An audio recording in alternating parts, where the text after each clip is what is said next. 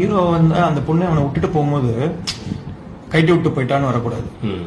இவனை விட்டு போறது கரெக்ட்னு வரணும். அதுக்குதான் அந்த 10 நிமிஷம் காட்டுறது. இவன் வந்து பேச்சுலர் ரூம்ல என்னெல்லாம் பண்றான், ஸ்விக்கி இது எல்லாரும் போனதுக்கு அப்புறம் ரீல்ஸ் போடுறது, சிரிப்பு வரும். ஆனா இவன் கேவலமானவன் அப்படின்ற ஃபீலும் வரும். அந்த பொண்ணு விட்டு போகும்போது கரெக்ட்னு தோணும். அவ ஏன்னா அவளுக்கு ஒரு பாயிண்ட்ல லைஃப்ல வந்து காலேஜ்ல இருக்கும்போது இவன் கெத்தா தெரிஞ்சான் அந்த மெச்சூரிட்டிக்கு. இப்ப வெளியே வந்து ரியல் வேர்ல்ட ஃபேஸ் பண்ணும்போது நீ வந்து தப்பு உன்னை லவரா தான் பார்க்க முடியும், லைஃப் பார்ட்னரா பார்க்க முடியும். ஏன்னா நீ ஒரு ஃபெயிலியர்னு அவ மூஞ்சில வச்ச மாதிரி சொல்லிட்டு போறான். ஏன்னா அவளால தாங்கிக்க முடியல ஒரு பாயிண்ட்டுக்கு. ஏன்னா அவன் தான் ஃபுட் ஆர்டர் பண்றா.